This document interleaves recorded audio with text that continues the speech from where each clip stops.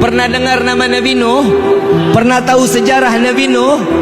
Nabi Nuh, kalau boleh dibilang, Nabi Nuh ini pernah putus asa di hadapan Allah. Ya Allah, hamba sudah dakwah, hamba sudah mengajak umat untuk memeluk agamamu, diajarkan untuk sujud kepadamu, melainkan mereka menentangku, mereka menghinaku, kata Nabi Nuh. Maka dari itu ya Allah, terserah, turunkan bala, silahkan ya Rabb. Tuh ditawari, Allah jawab, udah gak sanggup ya Nuh, udah gak kuat ya Allah, udah gak sanggup lagi ya Allah. Baik, jika engkau menginginkan aku turunkan bencana atau musibah, maka bangunlah perahu, buatlah bahtera, kata Allah.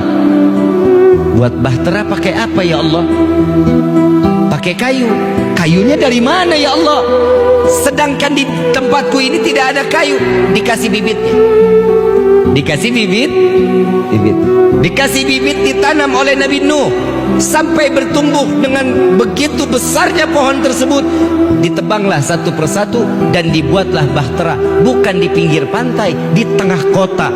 Makin umat Nabi Nuh mengatakan bahwa Nuh ini memang sudah gila. Kalau kita bikin perahu di pinggir pantai pada tengah kota, pinggir pantai biar dekat untuk ketemu air, ketemu airnya.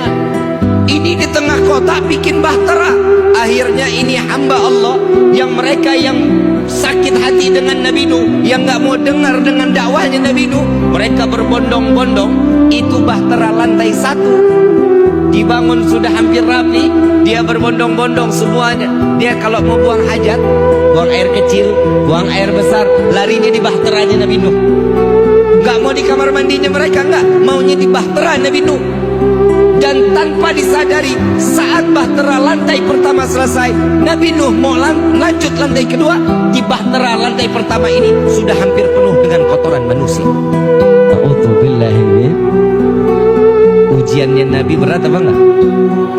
Tapi Allah kasih solusi. Kita ujian baru corona kemarin sudah puyengnya luar biasa. Untung kiai di sini nggak ada yang minta ya Allah binasakan corona, tapi dipelihara akhirnya coronanya. Jadi duit sih, betul kan? Sampai akhirnya ada di, kita singkat ceritanya, disingkat nih, kalau dipanjangin bisa sampai jam 4 pagi kita.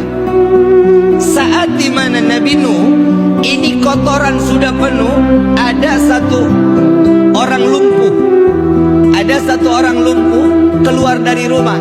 Ini kalau model punya tetangga kayak begini kita apain, kita nggak paham ini. Ada satu tetangga lumpuh, bencinya sama Nabi Nuh luar biasa Pak, luar biasa bencinya sama Nabi Nuh. Saat-saat lagi di mana dibencinya Nabi Nuh, ini orang lumpuh begitu keluar digotong 3 orang, dipangkul 3 orang, ditanya, Tuhan mau kemana? Saya mau buang air besar, katanya. Mau buang air besar ke tempat bahteranya Nabi Nuh alaihissalatu wassalam. Udah lumpuh ngebenci Nabi. Kita punya tetangga begini nih, kira-kira kita apain ini tetangga? Sumpahin mati pastinya. Tapi Masya Allah Nabi Nuh gak tahu-taunya. Nabi Nuh lagi bingung, setelah ini perahu jadi, saya harus membersihkan bahtera ini daripada kotoran manusia yang sudah menumpuk. Nabi Nuh bingung mau ngebangun sendiri, umatnya juga sampai banyak, harus ngebersihin kotoran lagi sendiri. Dia pasrah sama Allah, ya Allah hamba pasrahkan diri hamba kepadamu ya Allah. Subhanallah, ini orang lumpuh buang air sampai ke dalam, ditinggal sama yang gendong pegangan tiang. Subhanallah, begitu selesai kepleset Pak, kepleset sama kotorannya sendiri, jatuh terbalik, semuanya kotoran manusia dari ujung rambut sampai ujung. Wa subhanallah, bisa berdiri, lumpuhnya hilang.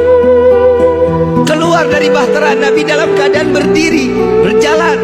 Lalu para yang tadi pemandunya ditanya, Tuhan kok bisa sembuh? Tadi perasaan digendong, kok keluar sekarang jalan? Saya nggak tahu ada apa di dalam ini. Ini kotoran, ternyata kotoran inilah yang bisa menyembuhkan saya. Memang dasar nggak punya akal. Allah balikan pikirannya, subhanallah, satu kampung ngerukin kotorannya sendiri. Sallu ala Nabi Muhammad. Masuk nggak di logika manusia? Masuk nggak ke logika manusia?